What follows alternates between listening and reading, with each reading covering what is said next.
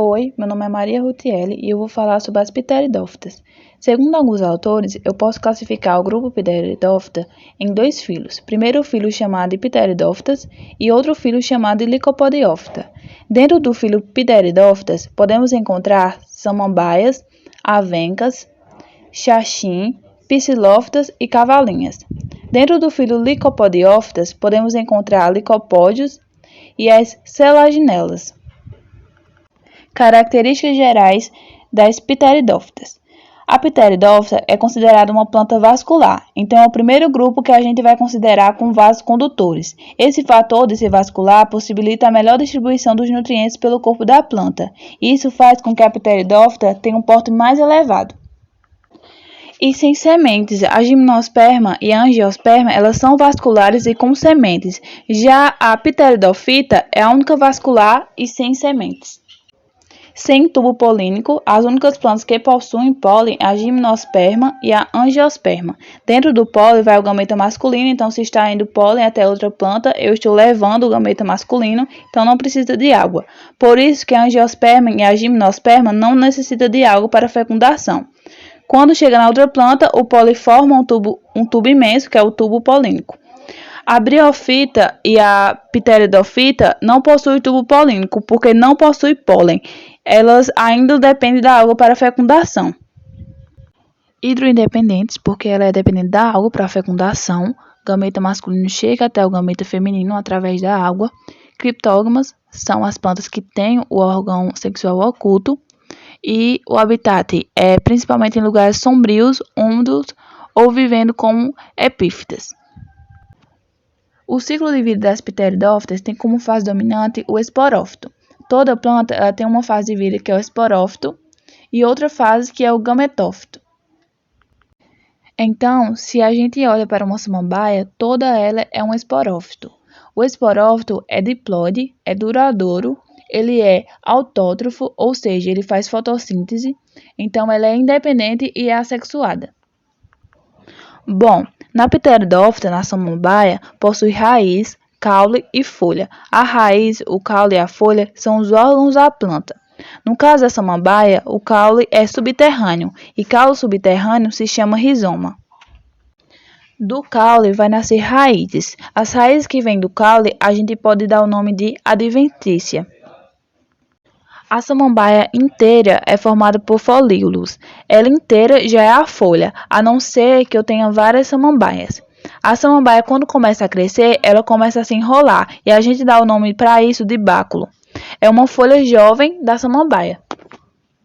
Outra fase da vida da planta da samambaia é o gametófito. Ele sempre vai ser haploide, no caso da pteridófita, ele é fase passageira, ele é autótrofo, então nem o esporófito depende do gametófico, nem o gametófico depende do esporófito. Se aqui eu tenho um gametófito, eu vou ter estruturas que vão produzir gametas. Então, tem o arquegônio, gametas femininos, e os arterídeos, gametas masculinos. E aqui dentro que vai acontecer a fecundação. Como a samambaia é o grande exemplo de pteridófitas, vou mostrar o ciclo reprodutivo da samambaia. A samambaia também pode se reproduzir assexuadamente, tanto por meio do brotamento quanto da fragmentação.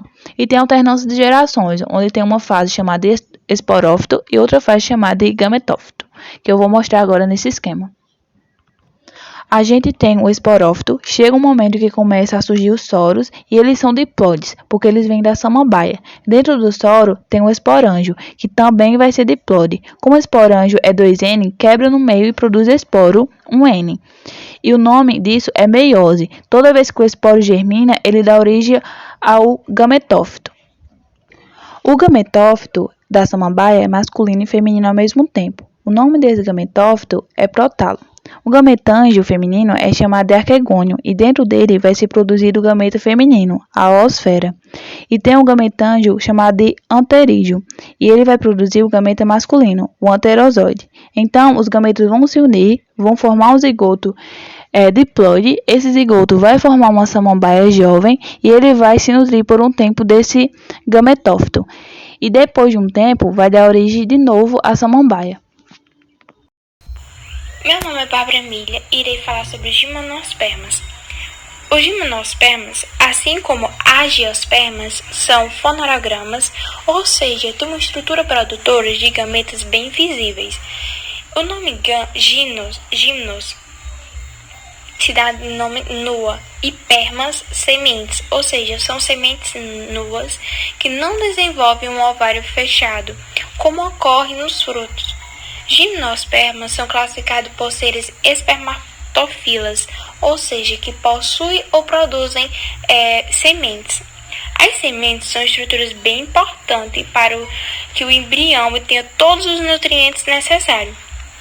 Como nessa imagem aí presente, a semente é composta por um revestimento da semente, o revestimento nutritivo e o embrião. A semente foi e é essencial para a evolução das plantas vasculares, no caso das gimnospermas, que é uma planta vasculares, que permite a condução de água e nutrientes inorgânicos desde a raiz até as folhas. Outras características fora essa que são plantas que apresentam caule, folha, raízes e sementes. Mas pelo fato de serem sementes nuas, elas não se encontram no seu interior flores ou frutas. São plantas sifonoganas, acho que é assim que diz, que a partir do tubo polínico é formado o grão de pólen. Graças a esse grão de pólen é muito importante porque porque ele tem esse grão de pólen, elas não dependem da água, ou seja, elas não são dependentes da água para ocorrer a reprodução dos óvulos e da semente. O grão de pólen é levado ao gametofito masculino até o feminino através do vento, como o seu dispersor.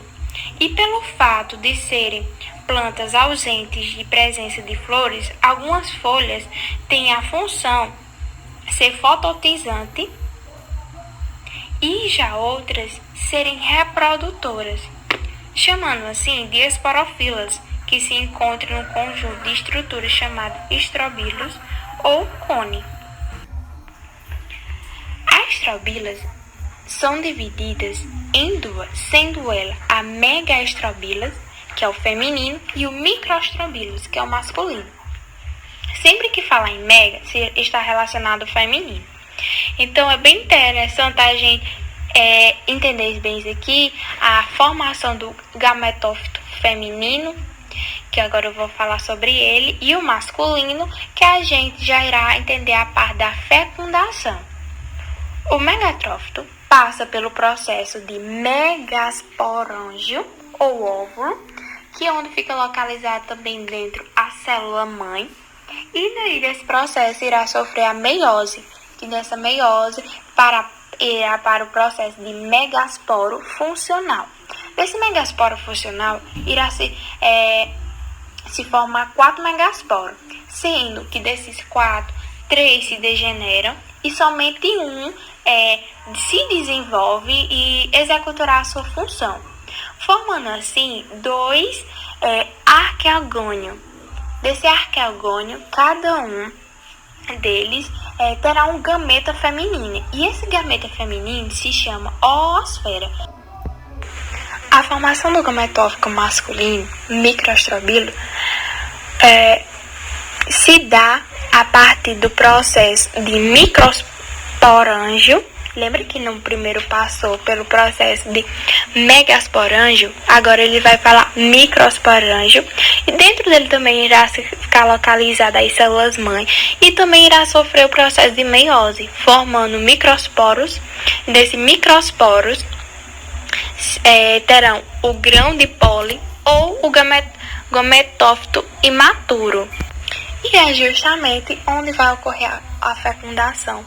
É quando esse grão de pólen, que é o masculino, se encontra com a oosfera e ocorrerá a fecundação. Como aí na imagem, esse coisinha verde que tem os olhinhos rosa, vamos supor assim, é a oosfera, E aqui é o pólen, onde ele entra em contato nessa partinha azul, ele se entra em contato o masculino, que é o grão de pólen, se entra em contato com o feminino, oosfera, e ocorre assim a fecundação. Nessa fecundação tem a semente, né, vai para a base da semente. Nessa semente tem o embrião, o endosperma, e daí já vai surgir a planta jovem, e nessa planta jovem vai se tornar já uma planta esporofito.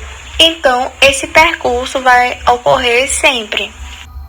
As gimnospermas têm a presença de 4 filhos, sendo elas as coniferofitas, que quando a gente fala coniferofitas, a gente já lembra de cone, como a gente já tá vendo o pinheiro aí, a gente já acha bem, tipo assim, já se assina que o pinheiro faz parte desse filho, e é um dos filhos que a gente vê muito em decorações, principalmente em filmes relacionados ao Natal, né? Porque são árvores decorativas, principalmente no período de Natal. Tem também a cicadofita. Essa daí também é muito presente assim no nosso local de vivência, porque muitas das vezes a gente encontra essas plantas que tem a folha que lembra as palmeiras em casas bem aquelas de frente de casa, árvores decorativas também. E tem a gingofita, que possui apenas uma espécie vivente, que é a ginkgo biloba, e também tem a genotofita, que também são plantas que têm as características mais aproximadas das angiospermas. Para finalizarmos, é importante citarmos que as gimnospermas são plantas, ou melhor, quase todas, incluindo desse grupo, são lenosas, e algumas são fontes de fabricação para madeira e papel. E como foi citado anteriormente, né, algumas são como fonte de decoração, de ornamentações. Seguindo nosso estudo prático, agora eu, Vitória Raquel, irei falar sobre o último grupo de plantas, o grupo das angiospermas. As angiospermas são plantas fanerógamas, por isso elas apresentam as estruturas produtoras de gametas bem visíveis e, assim como as gimnospermas são espermatófitas, ou seja, são plantas que produzem sementes, são também vasculares, não dependem da água para a fecundação e apresentam duas grandes novidades evolutivas importantes, a presença de flores e de frutos. Esse grupo das angiospermas, ele é o grupo mais evoluído e mais diversificado dentro do reino vegetal. Existem plantas de todas as formas e tamanhos, e elas estão amplamente distribuídas, sendo encontradas em todos os ambientes, desde locais com muita água, como lagos e manguezais, até lugares áridos e semiáridos, como por exemplo a caatinga e o cerrado. Serão mostradas, a partir de agora, as principais diferenças entre as angiospermas monocotiledôneas, que são plantas com sementes que apresentam um cotilédone, e as angiospermas eudicotiledôneas, que são plantas que têm sementes com 2 cotilédones. Para entendermos melhor cada uma das classificações das angiospermas, eu agora vou mostrar as principais diferenças entre elas, a partir de algumas estruturas que foram coletadas para esse estudo prático, começando pela parte das folhas. Essa primeira folha aqui é uma folha de uma angiosperma monocotiledônea. As folhas das angiospermas monocotiledôneas são folhas que apresentam nervuras paralelas, como é o caso dessa folha aqui. A gente pode perceber que as nervuras, elas são uma paralela à outra. Essa segunda folha aqui, na verdade, é um pedaço de uma folha de um pé de bananeira. E aqui a gente pode ver de forma mais clara como funciona a questão das nervuras. As nervuras, elas são uma paralela à outra. Já essa terceira folha é uma folha de uma angiosperma eudicotiledônea. As folhas das angiospermas eudicotiledôneas, elas são diferentes. Aqui a gente tem uma nervura principal e dessa nervura principal partem outras nervuras. Então, nas monocotiledôneas, a gente tem folhas com nervuras paralelas. E nas eudicotiledôneas, a gente tem folhas com uma nervura principal. E dessa nervura principal partem outras nervuras. A segunda diferença entre essas angiospermas é quanto às raízes. Essa primeira raiz aqui é uma raiz de uma angiospermas monocotiledôneas. Já essa segunda raiz é uma raiz de uma angiosperma eudicotiledôneas. A raiz da angiosperma monocotiledônea é chamada de raiz fasciculada ou encabeleira. Já a raiz da eudicotiledônea é chamada de raiz piovitante ou axial. A principal diferença entre elas é que a raiz da eudicotiledônea apresenta, como a gente pode perceber aqui, uma raiz principal e dessa raiz principal partem outras raízes, diferente da monocotiledônea, que aqui a gente pode perceber que não tem uma raiz principal, mas sim várias raízes. Então, nas eudicotiledôneas, a gente tem uma raiz principal e dela parte outras raízes. Nas monocotiledôneas, a gente não tem uma raiz principal, mas sim várias raízes. Como eu citei no início, as sementes monocotiledôneas são sementes que apresentam um cotilédone. Já as sementes do tipo eudicotiledôneas são sementes que apresentam dois cotilédones. O cotilédone é uma folha embrionária, uma folha primitiva, que faz parte do corpo do embrião e que pode absorver ou armazenar nutrientes. No caso dessa primeira semente aqui, que é uma semente de milho, ela é uma semente do tipo monocotiledônea, porque ela só tem um cotilédone. O cotilédone é essa parte do meio aqui que é mais esbranquiçada. Já essa segunda semente, que é uma semente de feijão, ela é uma semente do tipo eudicotiledônea, porque ela apresenta dois cotilédones, que são essas duas partes aqui. No caso da semente do milho, o material nutritivo, ou seja, os nutrientes necessários para o desenvolvimento e para o crescimento do embrião, eles não estão armazenados no cotilédone, mas sim no endosperma. O endosperma é essa parte aqui mais amarela e é nele que está armazenado os nutrientes necessários para o desenvolvimento do embrião. Então, durante o estágio embrionário, o cotilédone ele vai atuar como uma espécie de cordão umbilical, em que ele vai retirar, absorver os nutrientes aqui do endosperma e repassar para o embrião, diferente do que ocorre aqui nessa segunda semente, porque os nutrientes eles estão armazenados nesses dois cotilédones e não no endosperma, porque na verdade aqui a gente não tem endosperma. O endosperma ele chega até ser produzido, mas logo ele é consumido e o embrião, na verdade o eixo embrionário, que é essa partezinha pequenininha aqui, ele armazena os seus nutrientes necessários para o seu desenvolvimento aqui nos dois cotilédones. Observando essa semente aqui, que ela ficou um tempinho maior de molho na água, a gente percebe que esse eixo embrionário, ele evoluiu. Esse eixo embrionário aqui, ele é o mesmo que esse aqui pequenininho, só que aqui ele tá mais evoluído. Então, nas sementes monocotiledôneas, o cotilédone, ele não absorve, não armazena nutrientes. Na verdade, ele tem a função de absorver nutrientes. Ele atua como uma espécie de cordão umbilical, retirando os nutrientes aqui do endosperma e repassando para o embrião. Já nas sementes eudicotiledôneas, o cotilédone, ele armazena os nutrientes necessários para o desenvolvimento do embrião. As monocotiledôneas apresentam flores com pétalas múltiplas de 3, que são chamadas de trímeras. Já as eudicotiledôneas possuem flores com pétalas múltiplas de 4 ou 5, que são chamadas de tetrâmeras ou pentâmeras. Analisando a distribuição dos vasos nos caules das angiospermas, a gente percebe que no caso das monocotiledôneas, os feixes vasculares eles estão distribuídos de forma irregular, difusa, eles não possuem uma organização. Já nas eudicotiledôneas, os feixes vasculares eles se encontram organizados na forma de um círculo.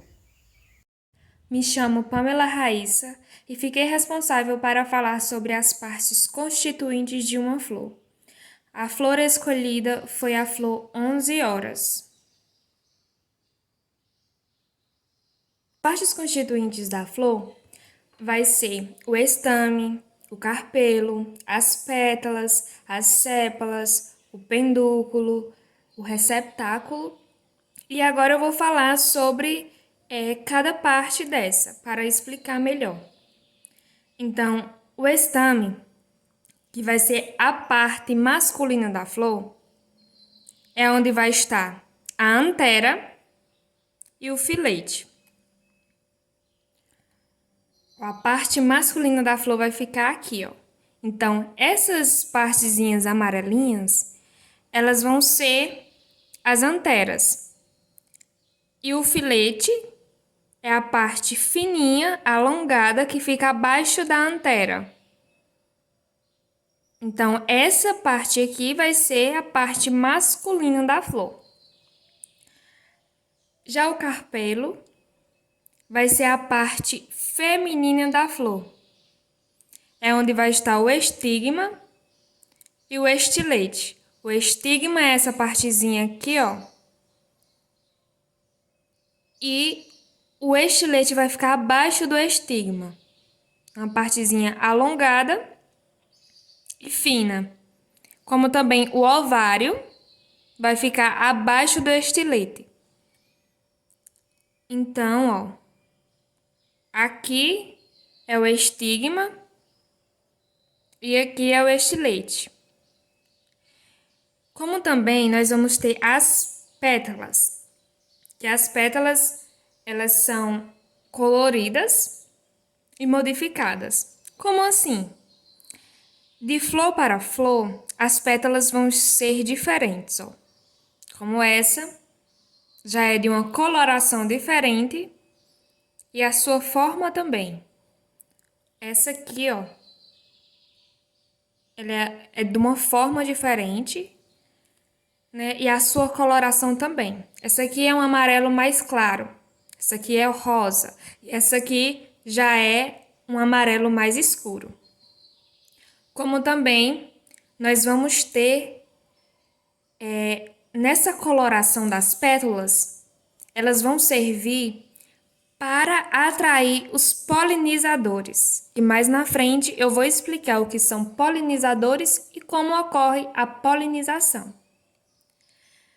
Também vamos ter as sépalas, que as sépalas vão ficar abaixo das pétalas. São essa partezinha aqui, ó, verdeada, de São Verde. Então, essas aqui são as sépalas. Como também vamos ter o pendúculo. O pendúculo ele vai ser responsável para fazer a ligação da flor para a planta. Então, é aqui, nessa parte do pendúculo, onde a flor ela vai ser ligada para a planta. Como também vamos ter o receptáculo, que ele vai ficar nessa partezinha aqui, ó. E nele vamos ter os elementos florais. Então, na parte da flor masculina e feminina, vamos ter também o ginoceu e o androceu. Pamela, mas como vamos saber qual é o ginoceu e qual é o androceu? O ginoceu vai ser a parte feminina da flor, que vai ser a parte do ovário, do estigma e do estilete. Já o androceu vai ser a parte masculina da flor, é onde vai ter a antera e o filete. Então, agora eu vou falar sobre a polinização. A polinização, ela vai ser para a produção das plantas. E o que são os polinizadores? Os polinizadores vão ser as abelhas, os insetos, as moscas e vários outros. Nós vamos ter 3 tipos de polinização: a direta, a indireta e a cruzada. A direta, ela vai ocorrer na mesma flor. Como assim? O polinizador, ele vai vir aqui na estrutura masculina da flor, pega o pólen e leva para a estrutura feminina dessa flor. Então, a polinização direta ocorre dessa forma. Já a indireta vai ocorrer entre flores da mesma planta. Um exemplo é essas duas aqui, ó. Então, o polinizador vai vir aqui na estrutura masculina dessa flor, pega o pólen e traz para a estrutura feminina dessa flor aqui. Então, é assim que vai ocorrer a polinização indireta. Já a cruzada vai ocorrer entre flores de plantas diferentes, como essas aqui, ó. Então, o polinizador, ele vai vir aqui nessa estrutura, que é a masculina da flor, pega o pólen e leva para a estrutura feminina dessa flor aqui. Como também pode ocorrer da seguinte forma: ele vem aqui, pega o pólen da estrutura masculina dessa flor e traz para cá, para a estrutura feminina dessa flor aqui. Agora eu vou mostrar um vídeo de como ocorre a polinização das flores.